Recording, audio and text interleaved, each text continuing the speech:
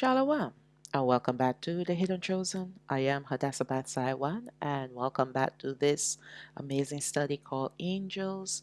We are now moving into part 6. We're going to take a slight deviation and we're going to look at our holy power because I mentioned a little bit about it in the last study, and I want to go a little deeper into it because we have to understand the roles of these angels and our role as well.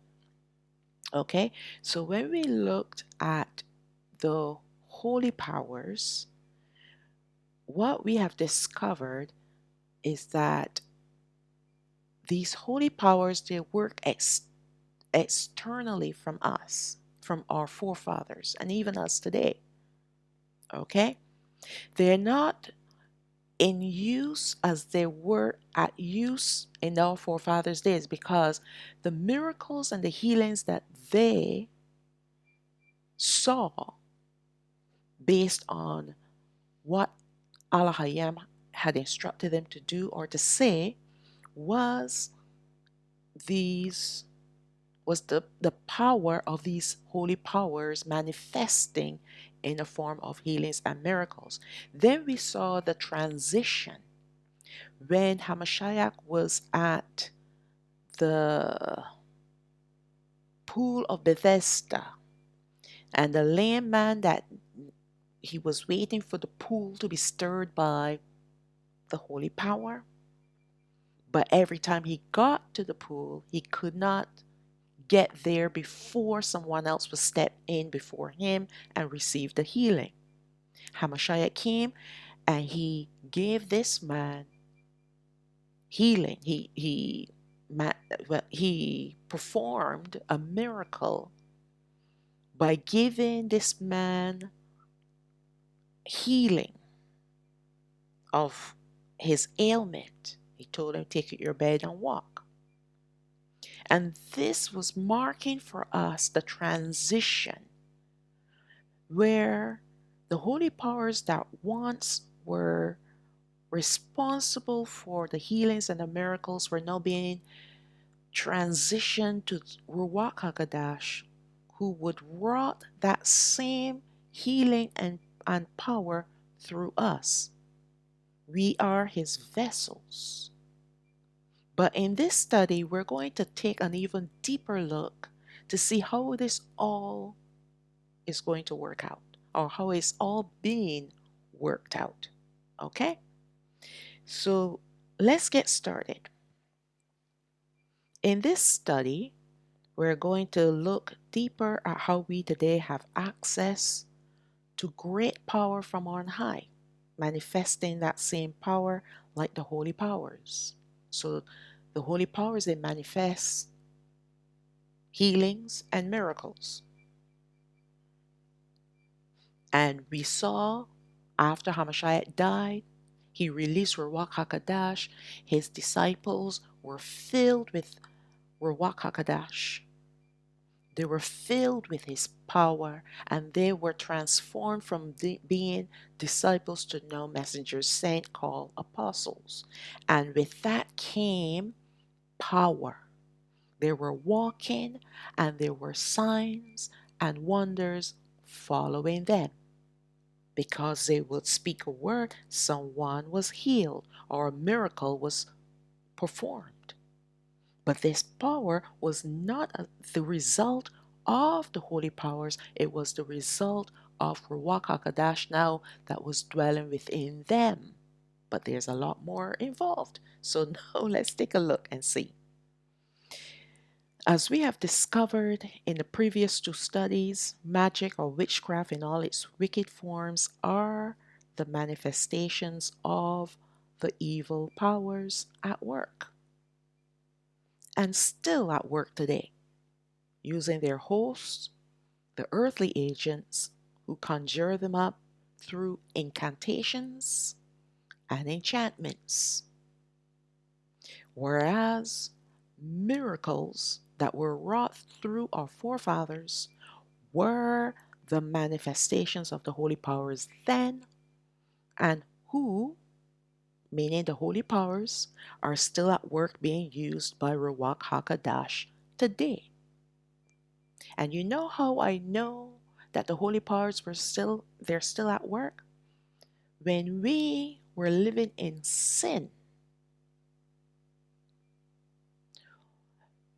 Rawach HaQadash, if you understand his relationship with us, he is limited because of us, not because of him, but to deal with these evil powers, these fallen angels, the Nephilim spirits, the Satans. What he would do, or what he had done on our behalf, was to bring about his holy powers to work on our behalf, to preserve us until the day when we receive HaMashayach as our Savior. Now, Rawach HaKadash is released to us, and now he can take up residence. That's what he's been waiting for those who belong to him. While he is living externally from us, he can't do much with us, or he can't do much through us. It is only when he is dwelling in us, then his work can be manifest around us, in us, through us, and for us. All right? Generally, the holy powers are used against the evil powers. Let me read that again. Generally, the holy powers are used against the evil powers to assist the people of Alahayam in our time of need. And this is before we receive Rawach HaQadash. You cannot receive Rawach HaQadash without going through the process of repentance and believing in HaMashayach, to be baptized in water, to be baptized by the Spirit, by His Spirit, to be baptized with His power. Okay? The disciples of HaMashayach were water baptized by Him, and He blew upon them and told them, "Receive you my Spirit." But it was only until after they received the fire, which is the power from on high, okay, that then they were able to walk as apostles with signs and wonders following them. So there are 3 baptisms that we need to seek after: water baptism, the filling of Rawach HaQadash, and the baptism of fire. The baptism of fire is another aspect of Rawach HaQadash. The first indwelling of Him is like an engine, but this engine now needs power. Okay? So that it can combust and move the vehicle.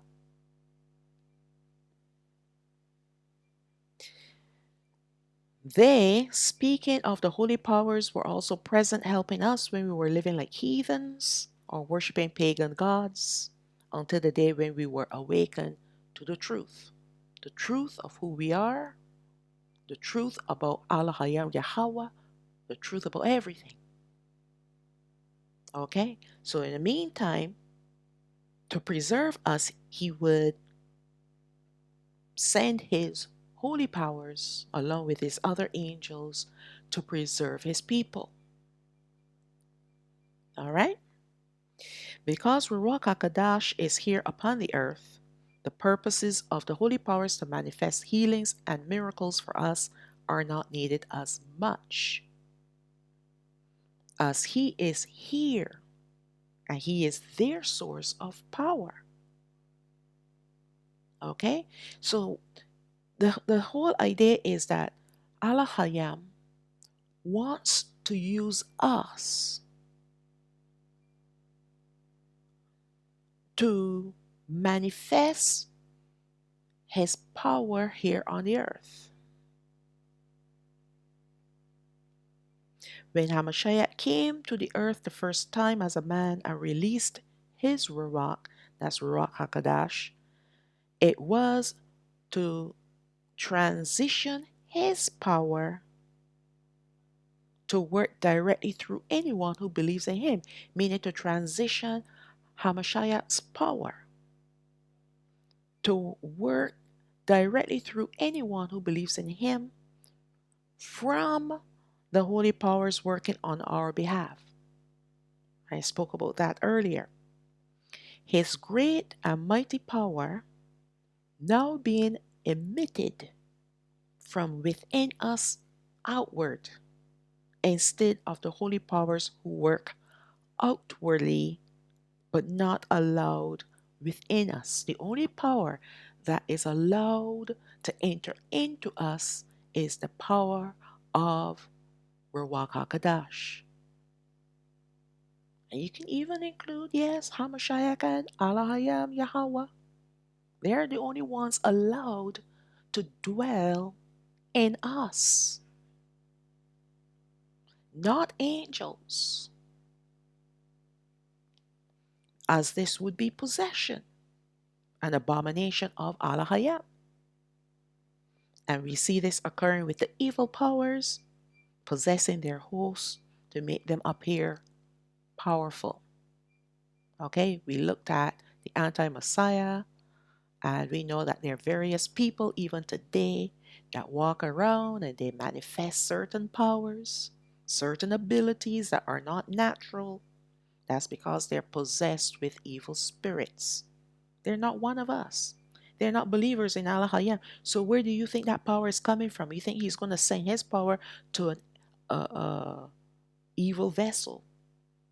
Either you're walking in holiness and righteousness and exuding his power, or you are an agent of the devils and you're exuding their evil powers. So how can we access the power of Alahayam to manifest his healings and miracles in our lives and in the lives of others? Because it's not only for us, but it is to help others. All right?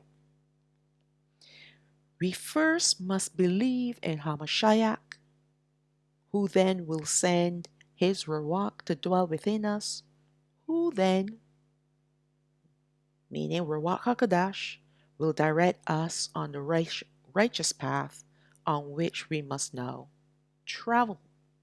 The path of holiness and righteousness, also called the narrow path.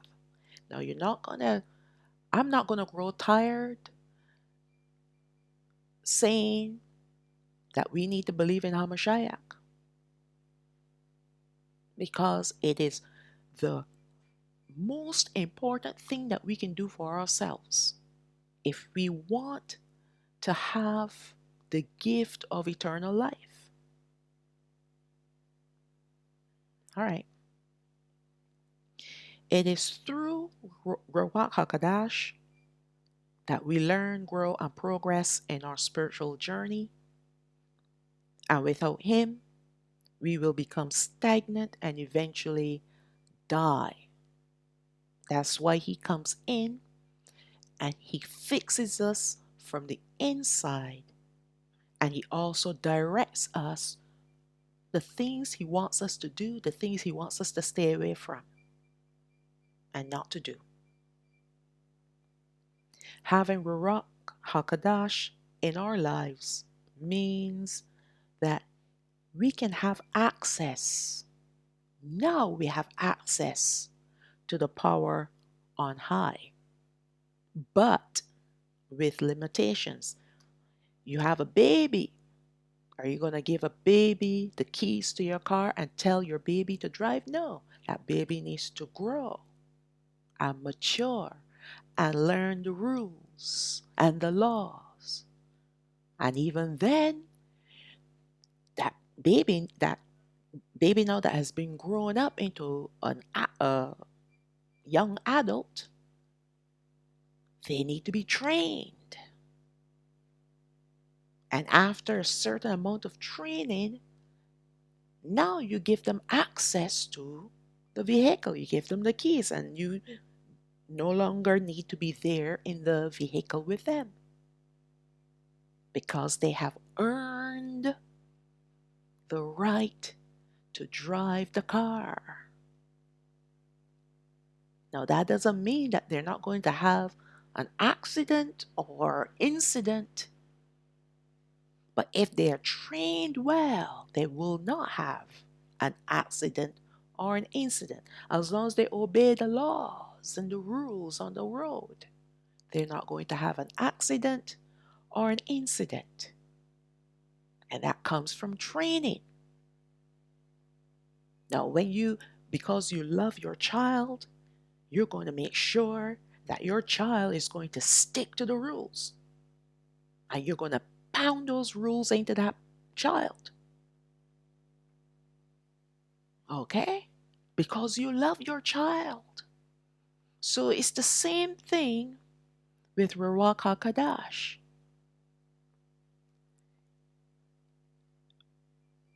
We receive power with limitation until we have earned and grown and matured enough to handle the power. And all along the way, He is teaching us the rules, the laws, the statutes, the judgments, the commandments. But contrary to a parent who does not really know what's going on in the heart and the mind of their child, they might be able to guess something. Rawach HaQadash, He knows exactly what is going in your mind, what is going on in your mind, and what is going on in your heart, even before it happens. So He knows who to release His power to and who, okay, you still have a little ways to go, daughter, son. There's a reason why. So when He releases His power, it's because He knows with certainty that you can be trusted with it.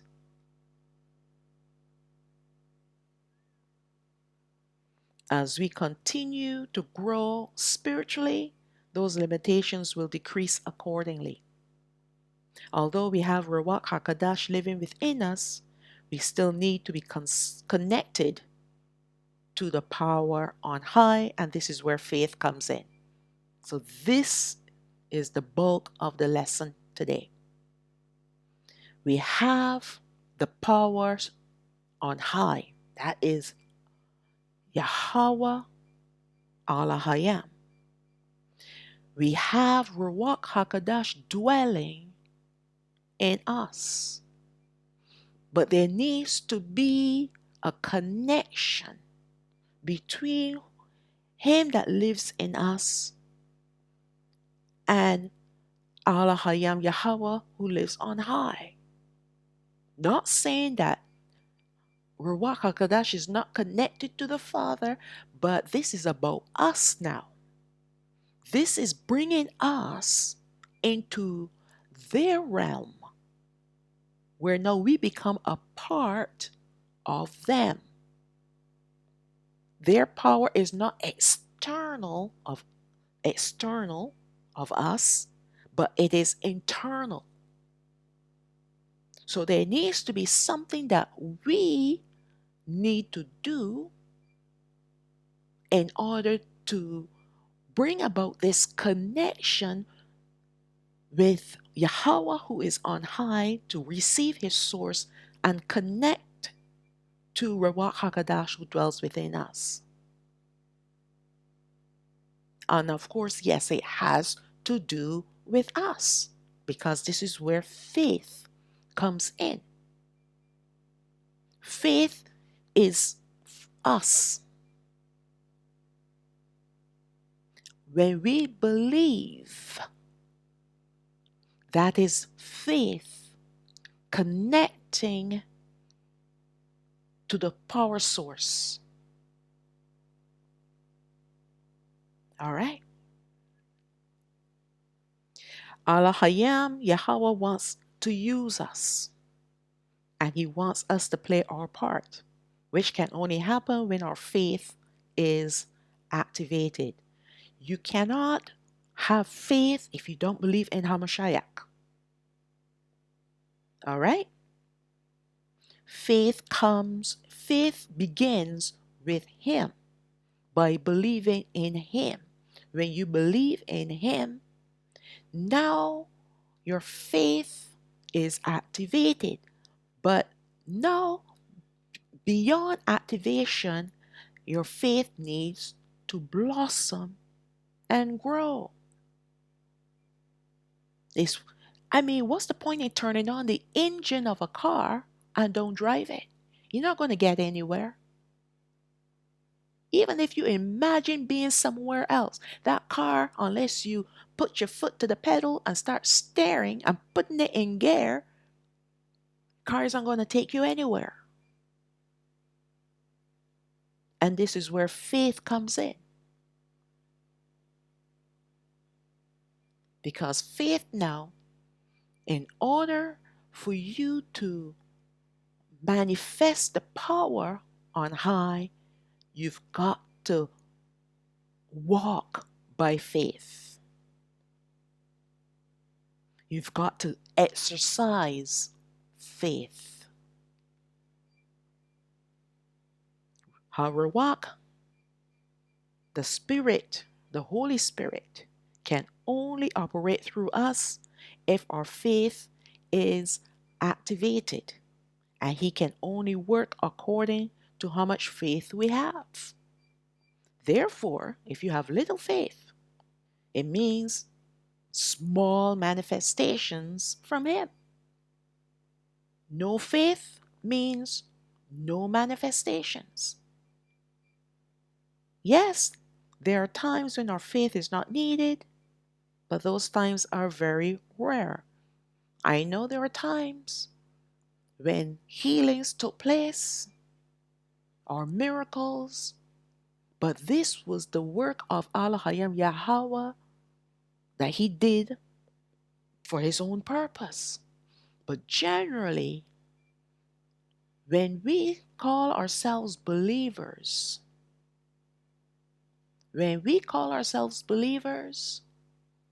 we need to exercise that belief through faith. And He wants us to exercise our belief in Him.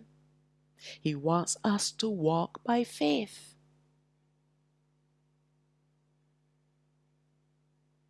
Okay? Let's go to the book of Habakkuk, chapter 2, verse 4. Behold, his soul is lifted up, is not upright in him, but the righteous shall live by his faith. And that should have been lowercase h. We have to live by our faith in Him, Alahayam Yahweh, through His Son. Righteousness and holiness are the prerequisite for faith, because faith is believing and trusting in Yahweh and walking in obedience to Him.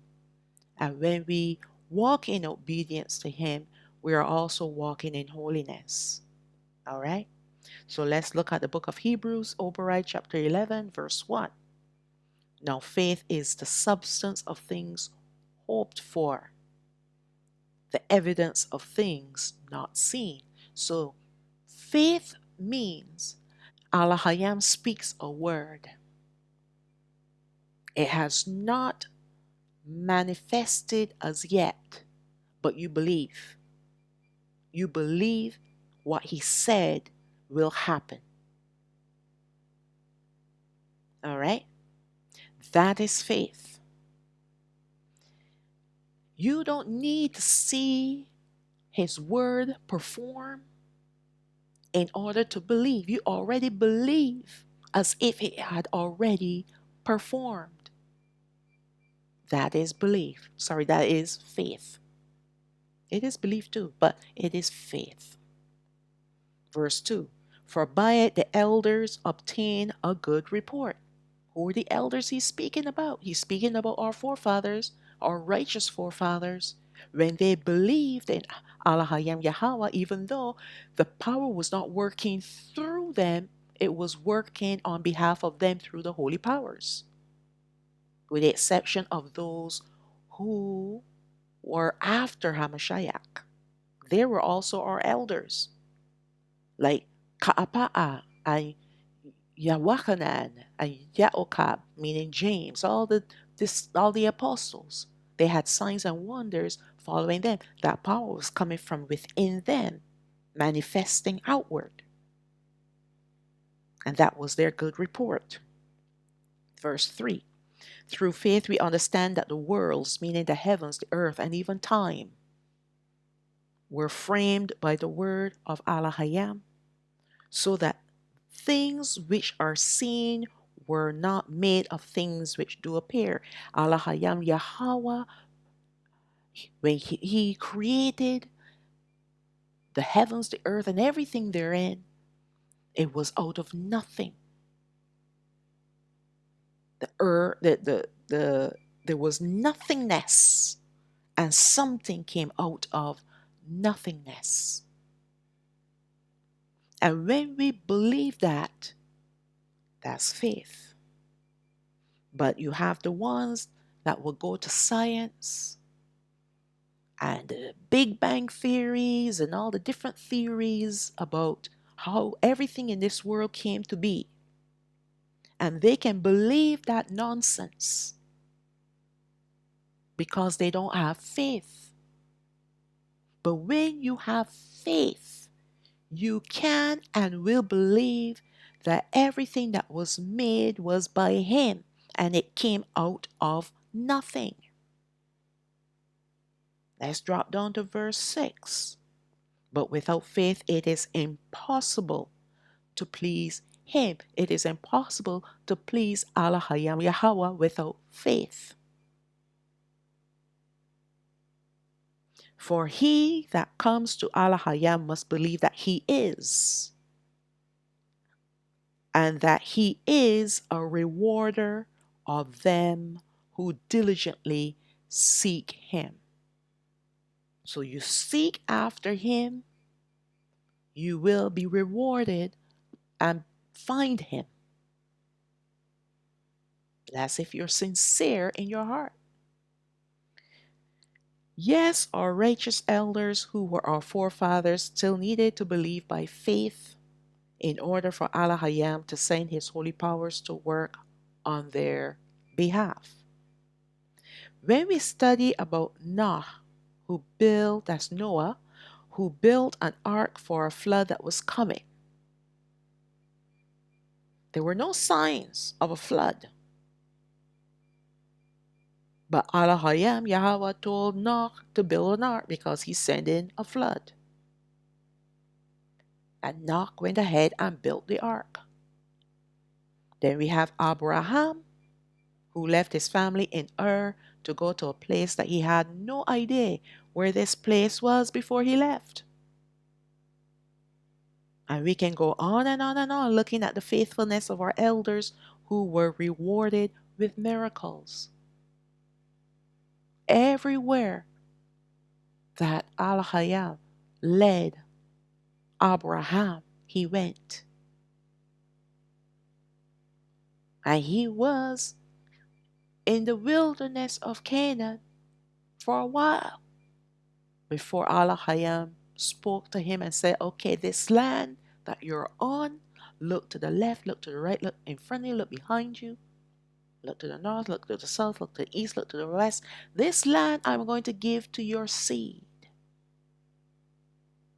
This is your land. And Abraham believed, and it was accounted to him, it was credited to him as righteousness. Because he had faith in Alahayam Yahweh. Okay? This was all on the account of their faith, believing in Alahayam, because he spoke and they listened and obeyed. So it didn't matter that Alahayam used the holy powers to activate his healings and miracles. What was important was their faith that pleased him. Okay? We need to be like the man who cried out for the sake of his demon-possessed son and who wanted HaRawach to heal his child. So let's look at that. That's in Mark chapter 9, verse 23. HaRawach said unto him, this is HaMashayach, if you can believe, all things are possible to him who believes. That's it in a nutshell. That's faith in a nutshell. Verse 24.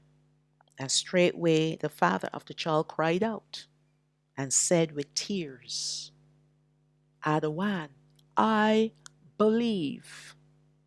You help my unbelief. Meaning, if there's an iota, a jot or tittle of unbelief in me, help me to believe.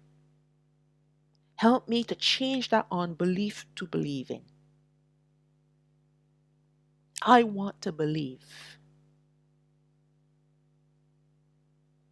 This was the cry of a man who was desperate and at the end of his tether because his child was being tormented and there was nothing he could do to help him. He had reached rock bottom, having no one else to turn to except HaMashayach. So that with tears he cried out, and his faith was activated. Why? Because he believed that HaMashayach could help him help his son.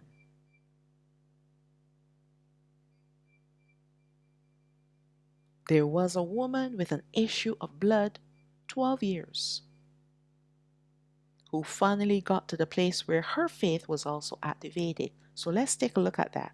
We're going to come back to this man with his demon-possessed son in a minute. Mark chapter 5, verse 25. And a certain woman who had an issue of blood 12 years, she was bleeding for 12 years, and had suffered many things of many physicians, and had spent all that she had, and was nothing better, but rather grew worse. So she went to all these doctors for the 12 years, tried everything, nothing worked. So finally now she's out of money, out of ideas. Her only chance now, her only choice is HaMashayach. Verse 27.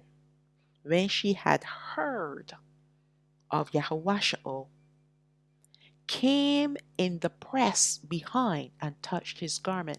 So she heard the reports of the healings and the miracles that HaMashayach wrought. And she knew that this is her last chance. The only chance she needed. So there were people around him pressing him on every side. She wasn't even trying to touch the man. She just thought, I just want to touch his garment. In fact, the edge of his garment. Verse 28. For she said, if I may touch but his clothes, I shall be whole. Now, why did she say those 4 words, I shall be whole?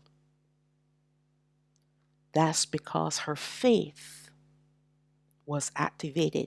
The minute she thought that, okay, the doctors, man couldn't help me, So let me go to the one who I know can and will help me.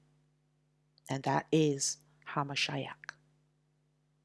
And all I gotta do, all I wanna do is touch his garments. I just gotta touch his clothes. I don't even need to touch him. I'll just touch his clothes. And I know I will be whole. Where did that idea come from? Through faith, believing in HaMashayach.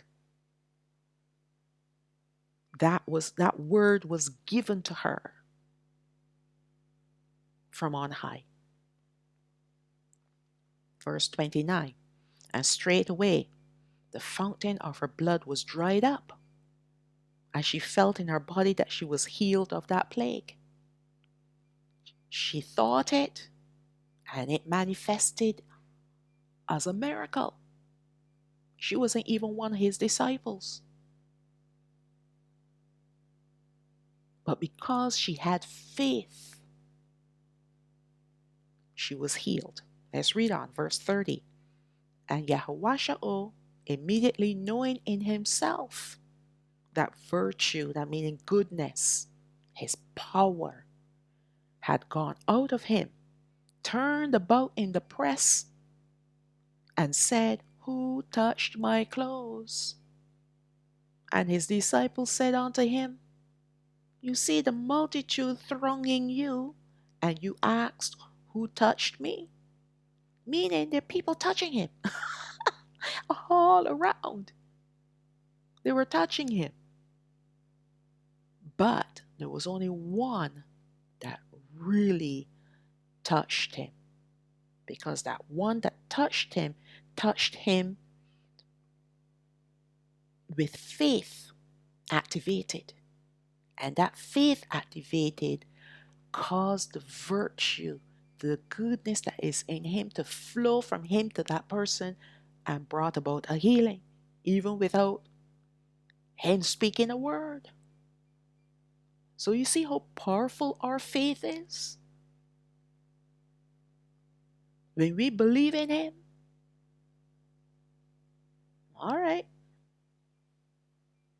Verse 32, and he looked round about to see her that had done this thing. Of course, he already knew all of this that was going to happen even before it happened. And this is the reason why he passed this way. But this is a lesson for us today as we read these accounts to understand that people are touching him, but only one really touched him, that his virtue flowed out to them. And now he's looking around to see which one of these people around him touched him and received his virtue. He recognized the virtue in this woman, his virtue in this woman. He saw it. She lit up.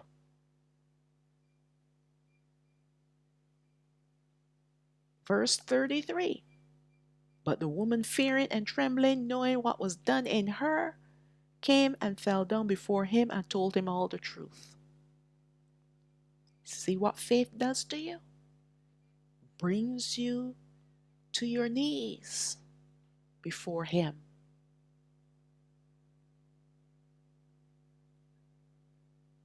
Can't hide it. You can't hide the truth from him. You gotta confess. Especially when something so magnificent has happened to you. You gotta confess. She became a believer out of this experience. You don't need to hear her end story to know this. You can see it right here. He activated her. She wasn't the only woman. She wasn't the only one. The man with the possessed son, he too was activated. But he only chose 12 to be his disciples. Okay, let's read on. Verse 34, and he said unto her, Daughter, your faith has made you whole. You hear what he said? The first thing he said to her, what did he call her? He called her daughter. That's family. That's that's a compliment.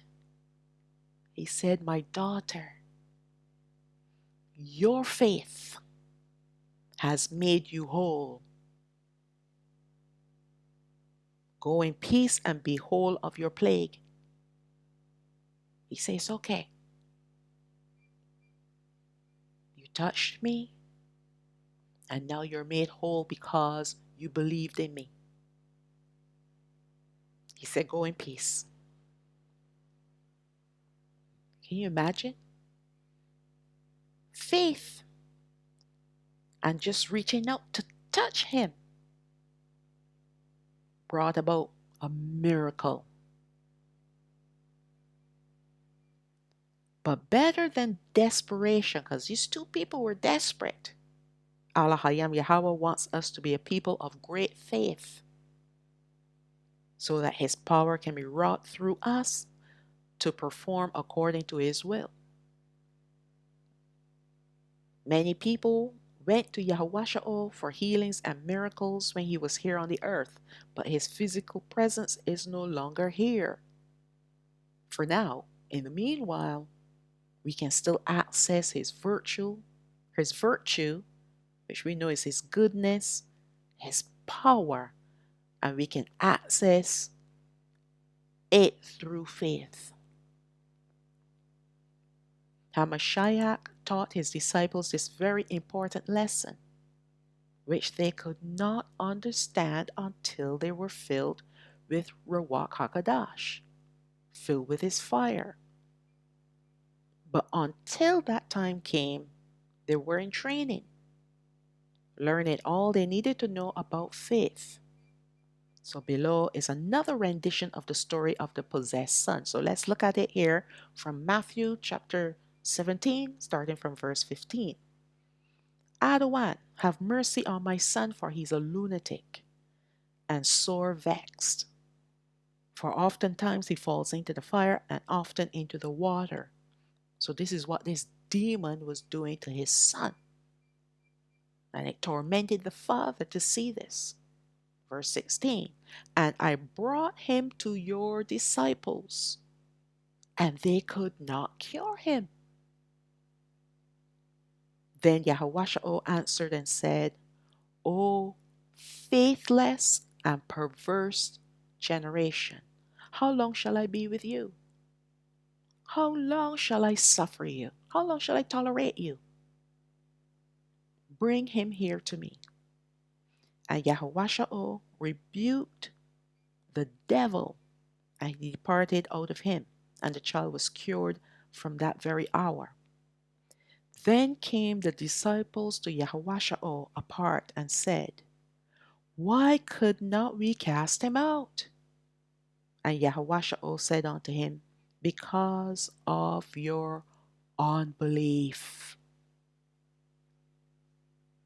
For verily I say unto you, if you have faith as a grain of mustard seed, you shall say unto this mountain, Remove there to yonder place, and it shall be removed, and nothing shall be impossible unto you. Howbeit this kind goes not out but by prayer and fasting. So he said, if you have faith as a mustard seed, if you saw how tiny a mustard seed is, it is as big as a pinhead. All right? He's saying if you have the faith the size of a pinhead, and you say unto this mountain to be removed and go over yonder, he said it will be done. But he said to these disciples here that were with him, you have no faith because of your unbelief. All right? And he said, here's the catch now, 21, verse 21. Howbeit this kind, meaning this kind of faith to move mountains and to cast out these devils like this, because they're certain devils that you just can't cast out like that, And then there's some that you can't because they're weaker. But apparently, this particular demon was strong. All right? We will see later on that he will send his disciples out to cast out demons and to bring about healings and miracles for the people that they go to preach to. All right? He's going to give them his power. He has already given them his power at this point of time. And they were already doing miracles on his behalf. They were already working miracles because he had given them a small portion of his power, enough to counteract the evil spirits. But it all hinged on their faith. Not that they doubted him, but they doubted themselves.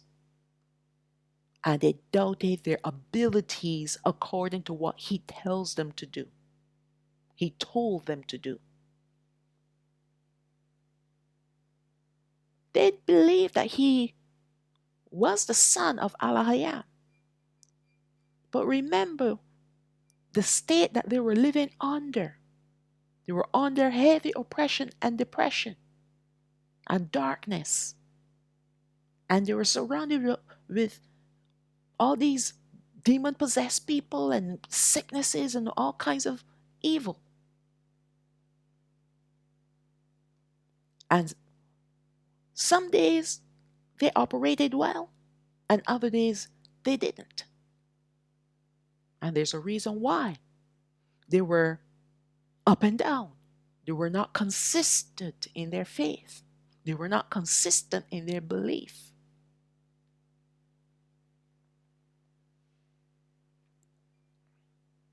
All right? There's a reason why. And this is the reason why I am now encouraging people today to get into praying and fasting, because if you want your faith to blossom, especially in these times when everything is getting so dark, this world is getting darker by the minute, you need to fast and pray. You may not have to cast out demons, but you need to be able to keep them from your doorstep. All right?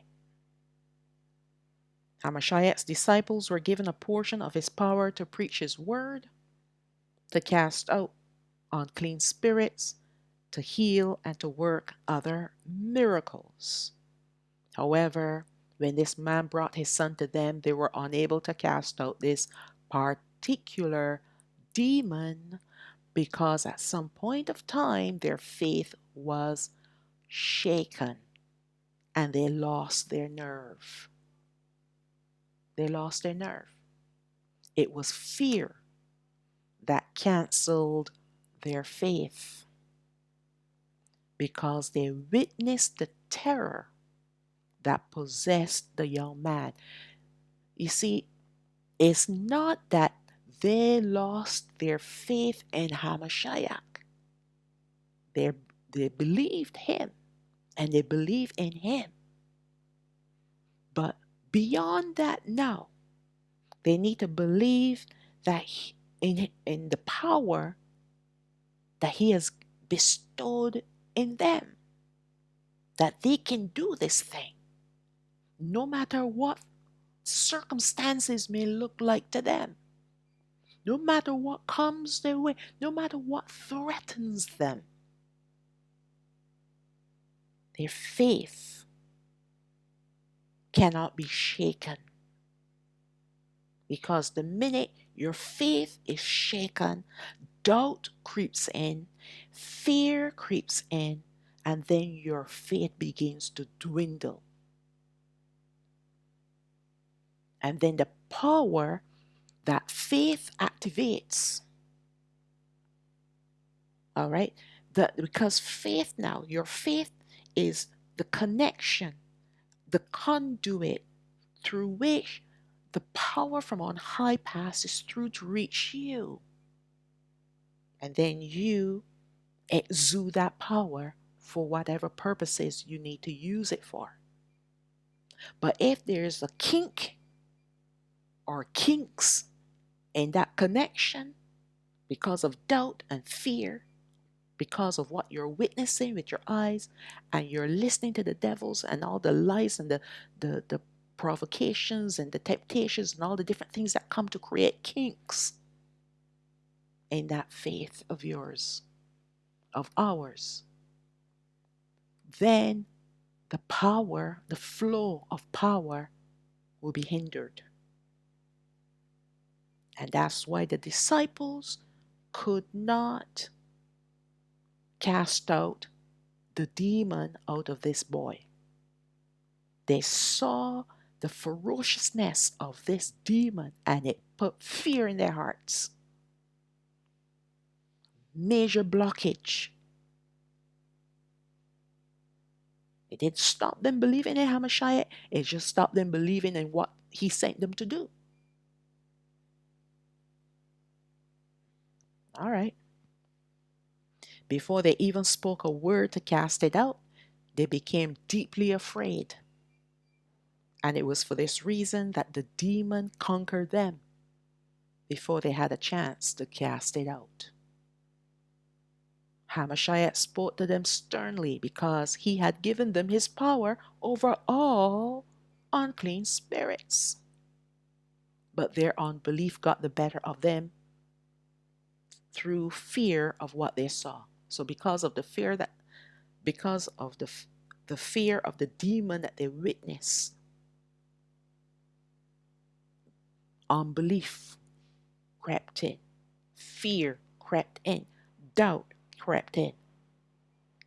Can we really do this? I don't think we can do this. This demon, Those are the words of the devils that also help to bring doubt. You see, when you start listening to doubt, the words of doubt, because we know the enemy works to bring doubt to our hearts and to our minds. He whispers things to our ears. Can you really do this? Do you really have the power to do this? Are you really sure? What if it kills you? What if this person turn on you and hurt you? All these lying words the enemy will bring to your mind. And this is why we need to reinforce ourselves and not listen to that voice, but listen to the voice from on high. He is always speaking to us, but we turn our ears off and we turn our ears on to listen to the lies. And why we want to listen to the lies, it goes back now to your spiritual maturity. All right? Which man is ruling? Your flesh? Is it under submission of your spirit, or is your spirit under submission of your flesh? Now, to always be on top, controlling, managing this flesh man, you have to spend time in the word of Alahayam Yahweh. You need to spend time with him. You need to fast. You need to pray. All these things strengthen us on the inward parts. And it conquers the lies when they come to us. So that even before the lies come, the light that emits from us destroys it. Destroys them all. Even before he can open his mouth to us, the light that we have within us will shut him up and send him running. Look and see how HaMashayach was with the devils. When they saw him, they ran. At one point in time, they said, "What have you to do with us? It's not time yet. It's not time for you to cast us into the lake of fire. Just send us in the pigs."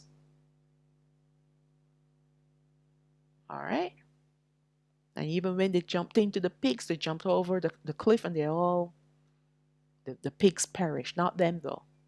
They're all floating around somewhere looking to possess a body or a thing. These unclean spirits. All right, let's move on. Matthew chapter 10, verse 1. And when he had called unto him his 12 disciples, he gave them power against unclean spirits to cast them out. Did he say some? No, he all unclean spirits to cast them out and to heal all manner of sickness and all manner of diseases. Verse 7, dropping down to verse 7. And as you go, preach, saying, the kingdom of heaven is at hand. Heal the sick.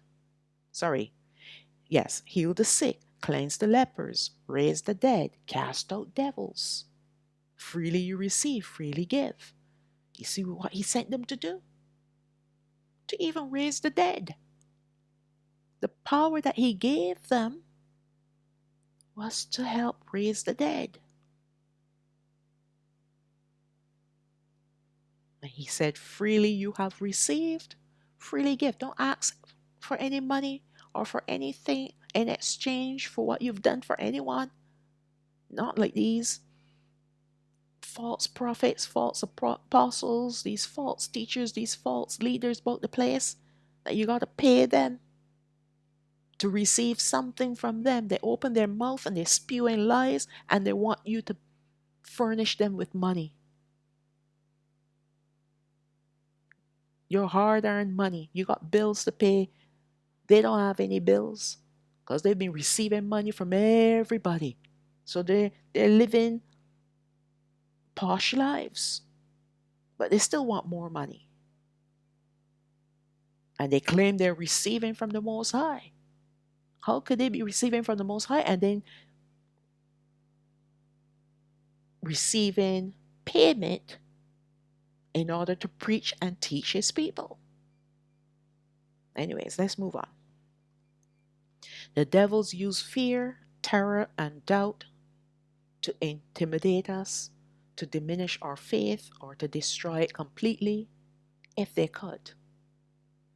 It is for this reason why we must work constantly to guard our faith and to strengthen it by spending time praying and fasting, studying the word of Alahayam, and with understanding.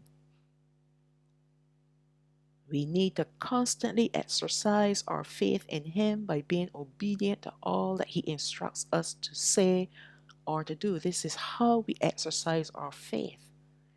It starts with small things. He said, I want you to do this. He doesn't have to give you understanding about why He wants you to do this thing. He just wants you to be obedient.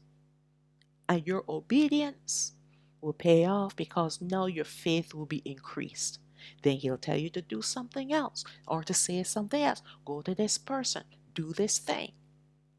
And every time that you are obedient to Him, your faith is being exercised and it's growing, just like a muscle.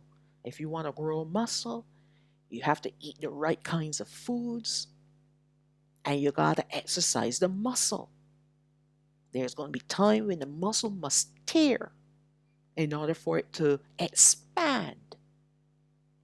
So in order for your faith to expand, it's going to reach beyond a point of, it's going to reach a point where you think that this is beyond me.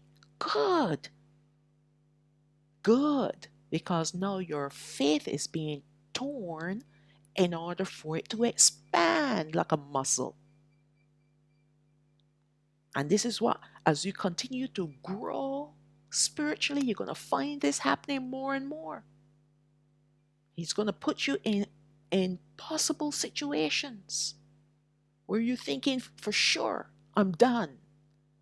And He said, that's just your faith splitting, ripping so that it can expand. I know that for a fact. He's done it with me. Okay? All the time. You get used to it though. You do eventually realize, okay, this is what this is all about. Okay, let's read on. HaMashayach gave his disciples power over all these unclean spirits as he has given us that same power over them. So the same power that his disciples had is the same power we have access to today. It is because of fear and doubt that render us powerless and right where the enemy wants us, not even trying to exercise our faith, as he will convince us that we have none. And we throw in the towel and say, well, I don't really have any faith to do this or believe that. So you throw in the towel, and that's exactly where he wants us to be. But from the minute you start to exercise your faith, he knows he's in danger. All right. Matthew chapter 14, verse 25. And in the fourth watch of the night, HaRawach went unto them walking on the sea. And when the disciples saw him walking on the sea, they were troubled, saying, It is a spirit. And they cried out for fear. But straightway HaRawach spoke unto them, saying, Be of good cheer, be of good cheer. It is I, be not afraid. And Ka'apa'a, that's Peter, answered him and said, Adwan, if it be you, bid me come unto you on the water. And he said, Come. And when Ka'apa'a was come down out of the ship, he walked on the water to go to HaRawach. He was actually walking on the water. But when he saw the wind boisterous, he was afraid and beginning to sink. He cried, saying, Adawan, save me. So when he took his eyes off of HaRawach, off of HaMashayach, and put his eyes on the circumstances around him, fear crept in and his faith starts to dwindle. There was a kink now between him and HaMashayach. HaMashayach was there on the water. He commanded him to come. So, and he had the power because he started to walk on the water. But it's only after he took his eyes off HaMashayach and placed his eyes on the situation around him, the winds blowing, then his faith started to dwindle and he started to sink.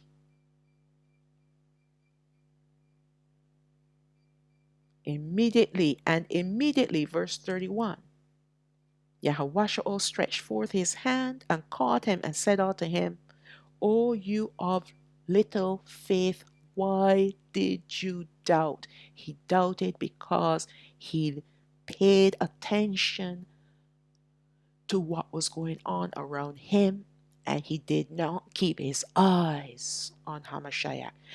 HaMashayach was his destination. He was walking towards HaMashayach.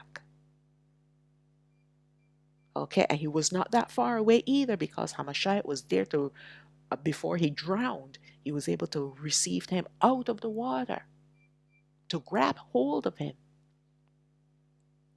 But he took his eyes off HaMashayach. When we are in a situation, no matter how bad it is,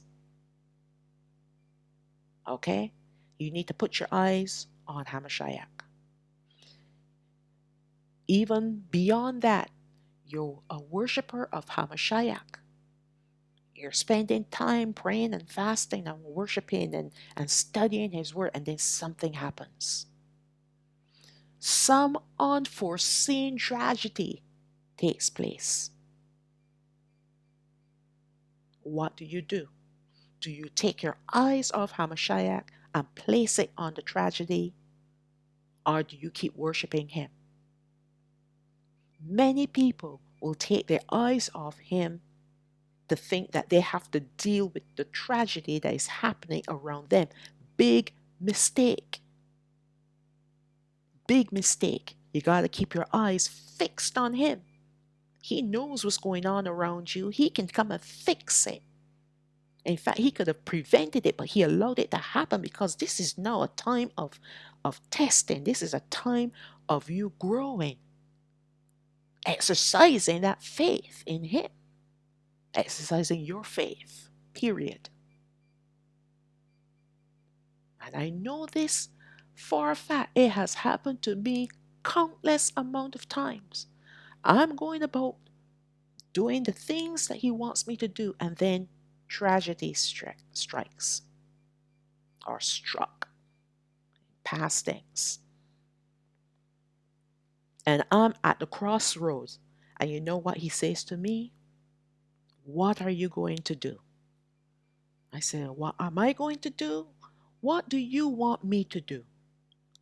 I didn't cause this situation. This thing happened outside of me.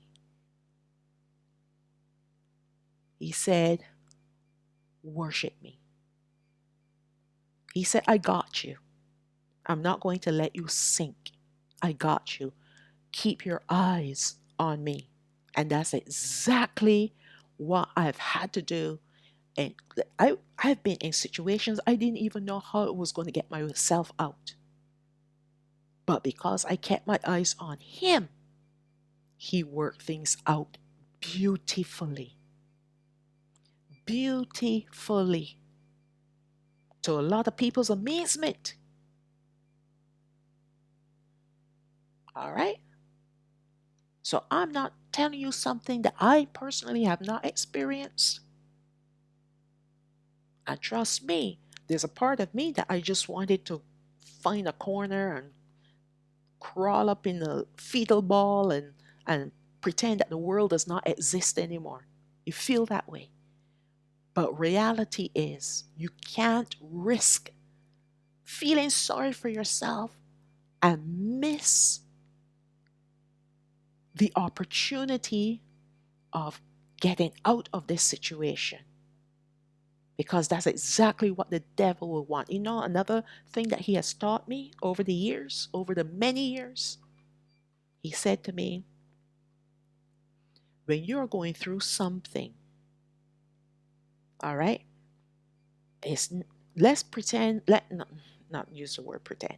Let's just say he brought a situation to our doorstep because he wants to see how you're going to react.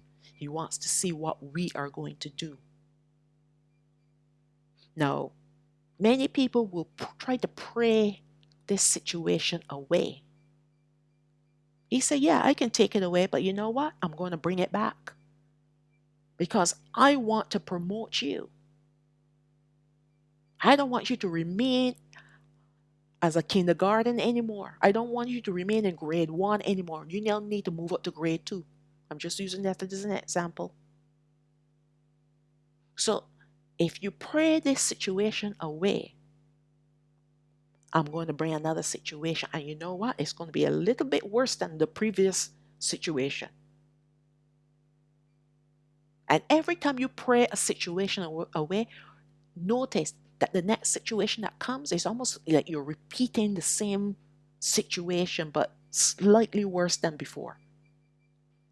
And what he has taught me over the many years is that go through it now, not later. The sooner you go through it now, the better it would be for you in the long run. So I don't pray situations away. I just pray for understanding about the situation and what he wants me to do. All right? I know I have to go through it. I'm in it. I'm already in it. But I need to know what it is that he wants me to do about it. I would rather not go through anything But that's not reality. Because if I'm supposed to grow spiritually, I got to go through things. We got to go through things. Because with each situation that we go through, our faith is being tested and torn so that it can grow. Can't work any other way. It does not work any other way. All right, let's read on. Let's see where we left off. Verse 32. So he said to him, "Why did you doubt?" Because he became afraid. So he started out with enough faith to be able to walk on the water. But then he started to doubt. Verse 32. And when they were coming to the ship, the wind ceased. The wind stopped. Then they that were in the ship came and worshipped him, saying, "Of a truth, you are the son of Alahayam." All right? It's a big lesson for Peter. Ka'apa'a. It's also a big lesson for us too. Don't take your eyes off HaMashayach no matter what. No matter what, you keep your eyes fixed on him. Matthew chapter 21, verse 18. Now in the morning, as he returned into the city, he hungered. And when he saw a fig tree in the way, he came to it and found nothing thereon, but leaves only, and said unto it, Let no fruit grow on you henceforth forever. And presently the fig tree withered away. And when the disciples saw it, they marveled, saying, How soon is the fig tree withered away? Yahushua answered them and said unto them, Verily I say unto you, if you have faith and doubt not, you shall not only do this which is done to the fig tree, but also if you shall say unto this mountain, Be you removed, and be you cast into the sea, it shall be done.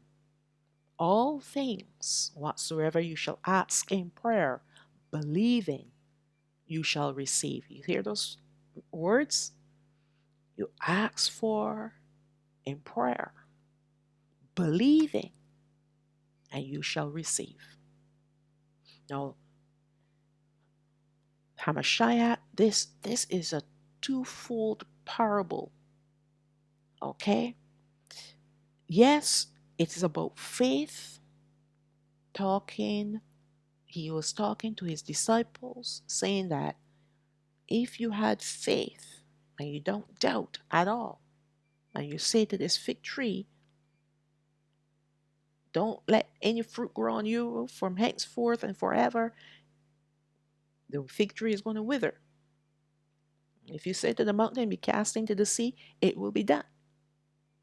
He said, but you have to have unshakable faith. The other aspect of this story is that he came to a fruit tree, a tree that ought to be bearing fruit, figs, and there was nothing but leaves. That meant it was barren. Now, I live in a country where there are plenty of fig trees, and there's not a time really that I can think of, except maybe in the early months or even for a month or two, you will not see any figs at all. But generally, fig trees produce twice. The first harvest is the best harvest. The second harvest is a dud because it starts to fruit too late in the season, and then the fruit becomes small. They don't blossom. They're just good for food for the animals. All right? But he came to this fruit tree and it had no fruit. Now we can compare ourselves to a tree, a fig tree, and we need to be bearing fruit. When he passes by, he is expecting to find fruit in us. His fruit. He is not expecting us to look nice and leafy and look as if we are well fed and well watered, but producing no fruit. You have no fruit, you have no faith. And along with faith comes all the other attributes of Him. You lack. All right? So that's the other part of the parable. That why He brought this parable or this miracle that he performed, it is to speak to us on these two levels about faith and about bearing fruit. He passes by. We must always have fruit bearing.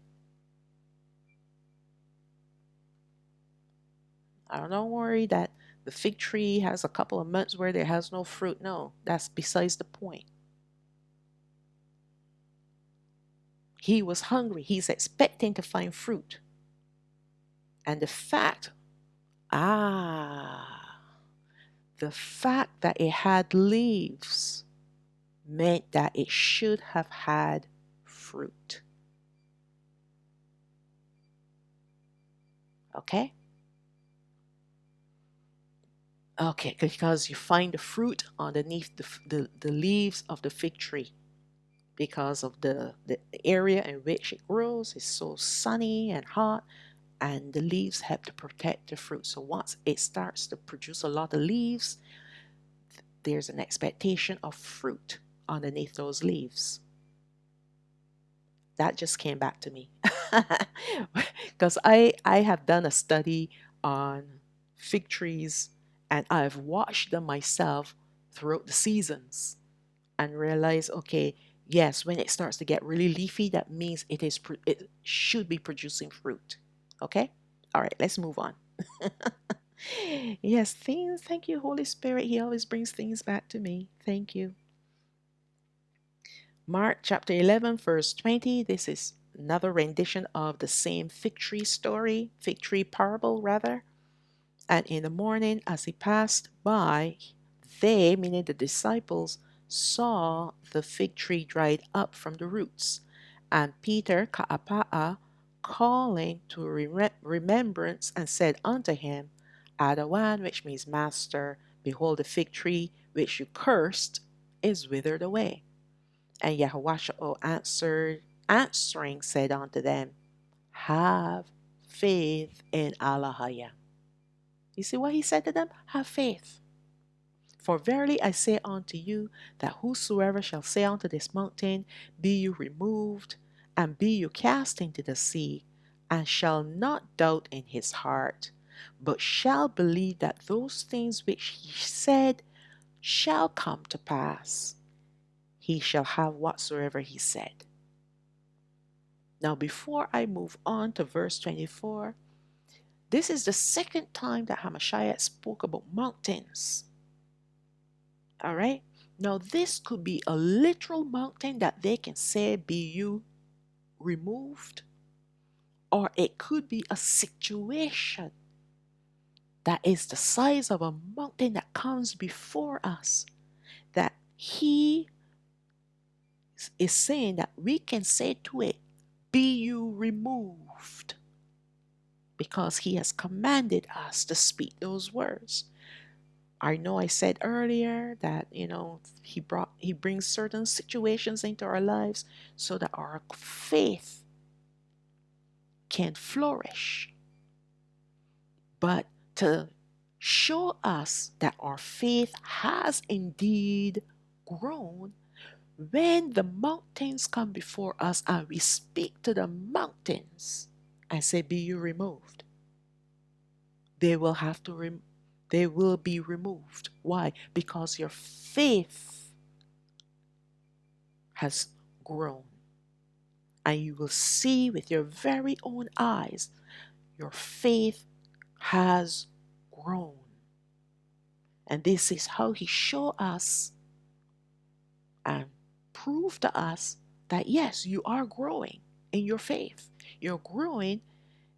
Your faith is also strengthening and blossoming.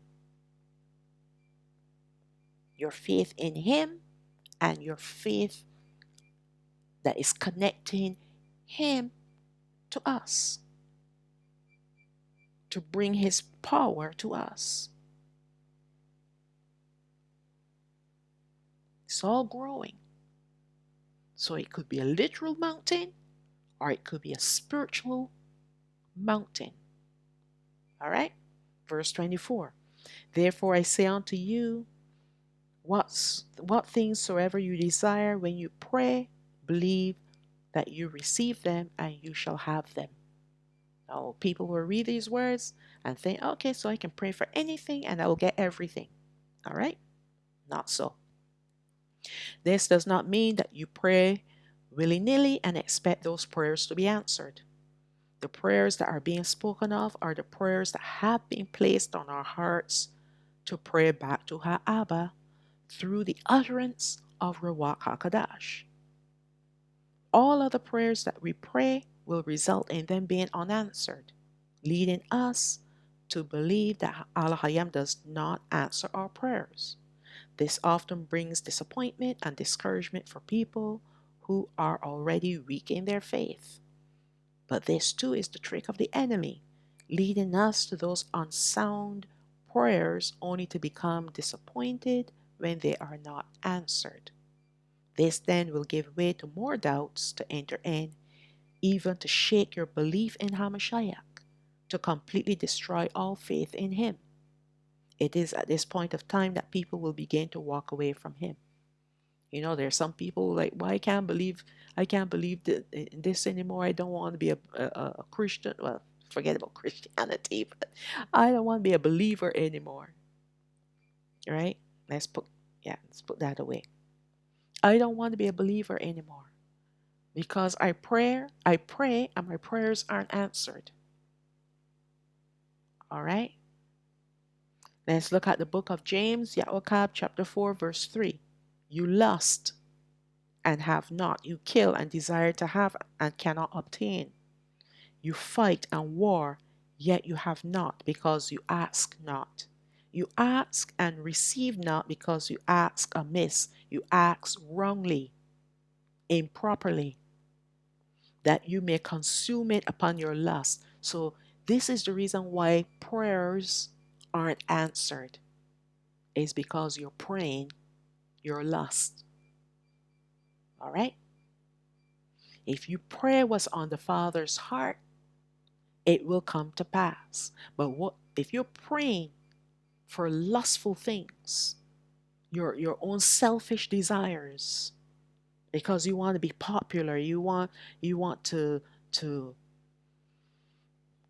grow in a company, get more money, whatever those lustful things are that people want, it's not going to happen. All right? It's not going to happen. He is not a genie in a bottle that you rub it and okay, I want X, Y, and Z, and then it happens. No, he does not operate like that. Everything about HaMashayach, about Alahayam Yahweh, Rawach HaQadash, is about holiness and righteousness. If the end product is not righteousness or holiness, it will not be done. So before you pray, think about it. Is this going to lead me on the path of righteousness and holiness, or is it going to deviate me off the path? That's all you need to ask yourself and be honest. Taking on another job or moving up in another position, is it going to allow me time to spend with my Heavenly Father so that I can grow spiritually? That's all you need to ask yourself. That's the bottom line, really. The bottom line is about Alahayam Yahweh. And if it's not him, if it's all about you and what you want and what you need and what you have to have, okay, well, he's not in it. He's not in it. So you're not going to get those prayers answered. And that's why a lot of people, they work hard to get these things. And they do achieve in getting these things because that is their reward right here, right now, because there's no other rewards later on except the lake of fire. They have spent a lifetime building their life here on this earth, and they have nothing to show for it in the heavens. Their names are blotted out of the Lamb's book of life. And especially in this day and age where you got to dance with the devil to get a couple of coppers, a couple of coins. All right. You got people out there wanting to dabble now in the digital currency and investing in the Bitcoin and all the different digital currencies because this is the time to get in, because everything is going to grow and we can become a big part of the artificial intelligence that's being put out there, all kind of rubbish. Even our own people getting involved in the devil's work. For what? $1. And forget about Alahayam Yahweh. And they will pray, oh Father, cause my investment to blossom and to grow. And nothing happens. Okay, well, I'm going to go to an investor and get my information from him. And yes, of course, the investor is going to give you advice, and you may even grow and double your investment or what have you. And you might think, well, hey, this is working out real good. Where's Alahayam in all of this? Nowhere. Nowhere. At the end of it all, if he is not a part of it, if he's not in it, if he's not surrounding it, if he's not above it and below it, then he is not a part of it. He's got to be all of the above. All of it. All right. When we have faith, true faith in Alahayam, the enemy will be unable to shake us up to the point of fearing and doubting. HaMashayach is Sar, Shalawam, and when we believe in him, we become like who he is. The picture of perfect peace. Now, I'm not going to tell you my faith sometimes have not been shaken. It has been. I had a rattling in my soul just last year.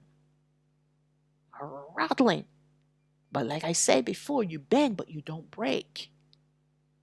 And he's the one who will come and set you up right again and said to you, pay attention. And you say, okay, I'm listening.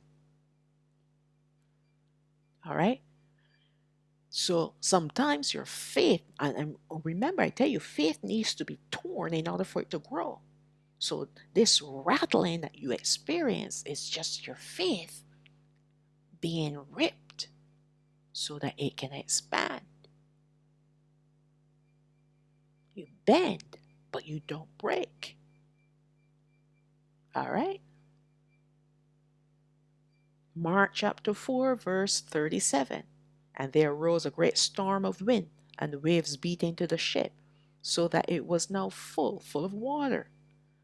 And he was in the hinder part of the ship. He was in the back part of the ship, asleep on a pillow. And they awake him and say unto him, Adawan, do you not care that we are perishing?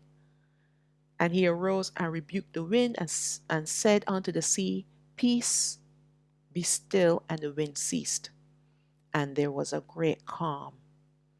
And he said unto them, Why are you so fearful? How is it that you have no faith?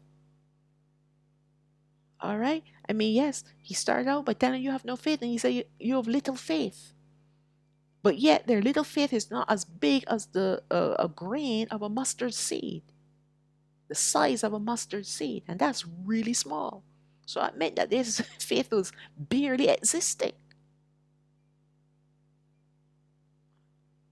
But he, Sar Shalawam, the Prince of Peace, was asleep in the midst of a storm. This is how he wants us to be. He wants us to be at rest. Even though the storms are raging around us, we have to have steadfast faith and be full of peace, His peace, our minds and our hearts. Let me tell you something. When your mind and your heart is at rest, you hear Him clearer than if your mind is all over the place and your heart is like wrestling and no. He waits until you settle down. And when you finally settle down and you come to Him and say, okay, I'm done. And you let your hands down, your head down, everything down. All right? Now you can hear Him. He wants us in the midst of the storms of life to be at peace, to be His peace, to have His peace. Because it is during that time, that peacefulness, that He speaks to our hearts and to our minds to tell us what we need to do, if we need to do anything. Because sometimes He just guides us through the storm. He's the one that is keeping the worst of it. We're riding through the storm. That too calls for great faith, because a lot of us want to do something. We have to do something. We have to say something. He's like, no, say nothing, do nothing. Hold on to me. I got this. All right? Eventually, the disciples understood about faith, as a time came when they were filled with Rawach HaQadash, who led them to understand all the teachings of HaMashayach, which helped to increase their faith tremendously. There were signs and wonders which followed them as they exercised great faith throughout their ministries. The initial fears which they had were replaced by unquenchable fire, unquenchable power. Listen, they were beaten, thrown in jail. And you think it stopped them? They just praise Him all the more. And the more they praise Him, the more the signs and wonders follow them. Why? Because of their faith. Their faith. They